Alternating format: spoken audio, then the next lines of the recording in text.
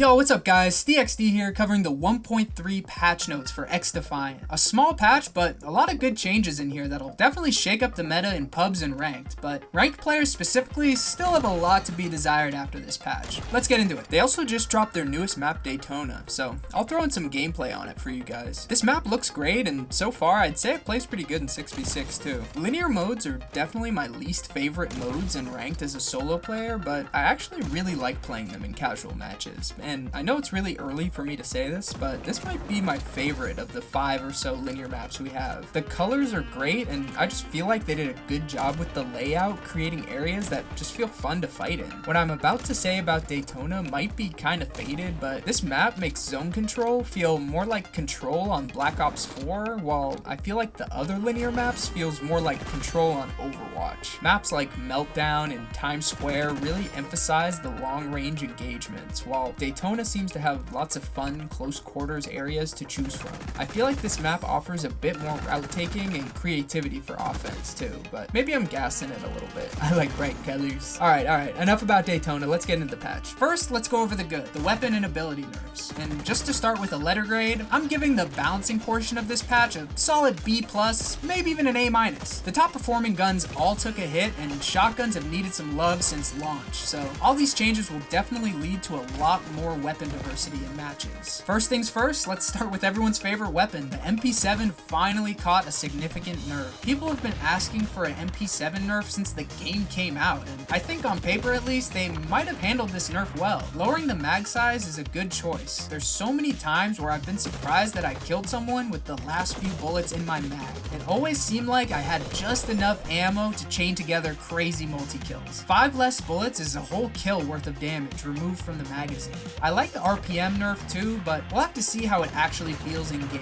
When in the right hands, the MP7 feels like dying to a shotgun on the receiving end, so an RPM nerf might actually be perfect if they can get it right. Not bad. The next change I wanted to go over with you guys is the nerf/fix to the rapid fire and muzzle booster attachments. Fixing these two attachments is huge for the meta. Both the ACR and AK have been dominating casual and ranked matches since launch, and part of the reason for that was the rapid fire and muzzle booster attachments that players were using on these weapons were bugged to have no downsides. Fixing the attachments is a direct nerf to these guns, as they'll probably opt for a different attachment now, effectively nerfing the ACR and AK's fire rates across the board, while whatever new attachment the meta ends up going with will also have a downside that can be seen as another direct nerf to the weapons. Take the Chrome Line barrel for example. If this became the new meta choice for the ACR over rapid fire, then that would mean that most meta ACRs now move 5% slower and ADS 15% slower, along with having 5% slower fire rate without the rapid fire attachment. A huge fix for the meta. Glad this finally got through. Next up, we got the spider bot changes. The spider bot locking up your movement before it actually attached to you was probably the most annoying part of the ability to me, so this is a small but solid change. I honestly think if the spider bots aren't bugging out, they could be a fine ability that isn't too strong. I actually really like when I'm in the middle of a multi-kill and I have to snap to kill a spider bot before going back to kill the deadsec who sent it and the rest of their team. To me, that's a unique joy that only XDefiant really brings, but maybe I'm just crazy. Next up, we got the shotgun buffs, which is another really good change in my opinion that'll help diversify the meta. Shotguns in this game can be really fun, they just feel mad inconsistent with the crazy spread changes you get from jumping, sliding, breathing, anything while firing. The shotgun buffs improve the jumping and sliding spread and increase their range by 3 meters. We'll see how effective these changes are, but they seem to be trying to fix the right problems with the shotgun, and they've done a good job with buffs so far, so I'm hopeful, especially after the buffs to the MDR and the M4, plus the 3 new weapons are all really strong too. I gotta say, XDefiant's been doing a good job with making all the weapons feel powerful and fun to use, especially if they can get shotguns into a good spot. Next on the patch note, we've got a hard nerf to Intel Suit, a change that a lot of people have been asking for.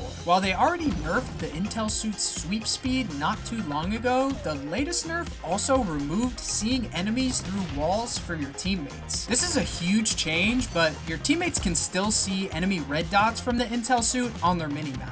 I actually think this nerf puts the intel suit in a much better spot, even though it's probably one of the worst abilities in the game right now, but that's okay, because now that the ability is much more balanced, it'll be a lot easier for them to buff it to a more acceptable state without it being too overpowered. They also made improvements to the vertical sensitivity for controller, and after playing it a bit, it's definitely way better now. I always felt the vertical sensitivity was like moving through mud, no matter what. Glad to see they felt the same and actually fixed it. Now, like I said, I'm pretty happy with all the balancing changes, and I'm excited to see how they continue to balance the weapons and factions in the future. But now let's get into the bad, the ranked specific updates. In the background here, I've got some ranked gameplay on the new patch for you guys, and the match quality is definitely improving. I've been having a lot more games that are actually fun, and I've managed to get to gold solo in the few sessions I've played, but there's still improvements to be made for sure. For a letter grade, I gotta go with a C- for these rank changes, and it would be a D+ if I didn't love this game so much. Plus, adding CTF to ranked now instead of in Season 2 was a nice little win that definitely won me over a little bit. I'm super excited to play some 4v4 ranked CTF with side switching. This feels like such a small, tacked on addition, but it's definitely the highlight of the whole patch for me personally,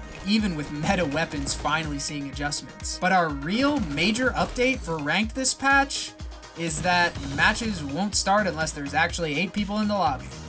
That's it. It's great they finally fixed this a month later, but this is something that should have been built into rank to begin with. And because we're still left waiting for faction ability locks, which also should have been built into rank to begin with, this basic addition doesn't mean much to ranked players. It means something. Don't get me wrong, it's a good small step for competitive, but it's still gonna be 8 Phantoms most games. Come on. I get that XDefiant isn't a yearly release and we're still in the early stages of the game, but unfortunately, this mode is still not fully realized without an ability lock, and all the players that are really interested in ranked aren't going to be locked in until then. We're getting there, but can we please get there faster? It feels like when you're updating COD in the BattleNet launcher and it's stuck at 99% for some reason. We're so close, but so far. One in-game mechanic away from a great ranked mode, flaws and all. Now, my prediction for when I think the ability lock will make it into ranked, well, I personally think that this system is going to be coming alongside their bomb game mode, with a spectator system as well. I don't think they want people stacking abilities in bomb, even in casual matches, because pretty much all of the abilities would become pretty unfun to play against when stacked in a one life mode. This mode also needs a spectator system for when players die, so I think we might see that rolled in with it too. With the addition of GSK in Season 1, we've got 6 factions now and 12 abilities, so an ability lock wouldn't be too restrictive, even with 6 players on a team in a casual match. As much as people will probably hate the first come, first serve element of picking their ability, I think they'll at least let us re-pick after each round. After playing some ranked, I think I'm willing to bump my grading for the mode up a little bit from a C- to a C+.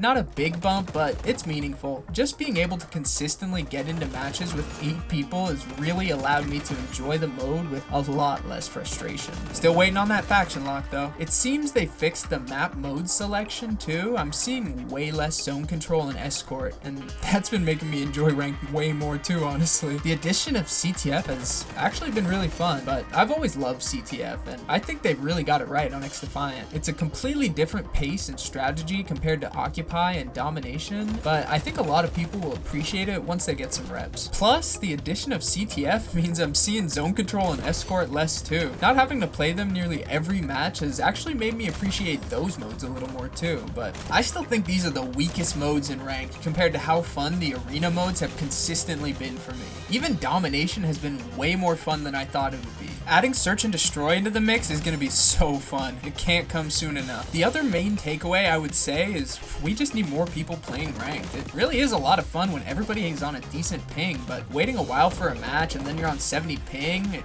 feels more like 100 ping in this game, and it really ruins the experience. Maybe I'm dragging it and I'm just salty from getting slammed by good players, but I just feel like if I'm at a ping disparity in ranked lobbies against decent players who utilize movement, I can't really do anything. It just feels like I'm playing like a second in the past or something, and it's frustrating enough to kill the vibe of the entire session for me. It just doesn't feel like a fair, equal fight some games, but when everyone's on relatively low ping, dealing with bunny hoppers feels way easier, and the match quality is actually pretty solid. To get more people playing ranked, I really hope when they expand on their in-game challenges, they include some ranked-specific ones to get more people to give it a real fair shot. I think a really good idea would be cosmetic rewards for getting objective score in ranked, because there's just so many objective-minded players over in casual matches that won't even ever try ranked, but I bet a lot of them would try it if they knew how much more objective-focused ranked gameplay is. Stuff like capture 5 flags and unlock a camo or skin, then capture 10 flags for a cooler one, and so on. Basically, I feel like they should make a mastery camo grind for objective points, faction and weapon skins for getting higher and higher objective points logged in-game. They could even have a separate mastery system for casual and ranked. That'd be a lot of new, essentially free cosmetics they would have to release every season though, but I really think this stuff would be fun and worthwhile for the player and pay off in player retention. But as I like to say, I don't make the game, I just play the damn thing. I really hope they find some cool ways to get everybody to try ranked, because despite its issues, when you get a good match, nothing in this game, any game really, compares to a close, hard-fought 4v4 ranked match. And the improvements to the mode are definitely felt. I'm having way more fun with the mode than I did at the start of Season 1. Since the rank changes, I've only had one player out of all of my games who was getting slammed and just left mid-game, and I didn't lose as much elo when he left, so we're getting there, and more ranked improvements are coming. Ranked is half fun, half frustration right now, but I seriously believe, and y'all can cook me for this take, I'll take heat for this, when ranked is finally in a polished state that the developers are clearly working towards, I think this game will pass Black Ops 2 ranked for me, easily too, and become the most fun game I've ever played, but we're not there yet. Maybe when ranked does get to that point, I'll make a video explaining all my reasons why. Drop a comment down below if y'all would even want or care to watch a video like that. Thanks for watching the video, and if you want to see more XDefiant content, check out my channel for spawn guides, faction and weapon overviews, ranked guides, yap sessions, shorts, and more. And a special shout out to subscriber number 463, Papa Daddy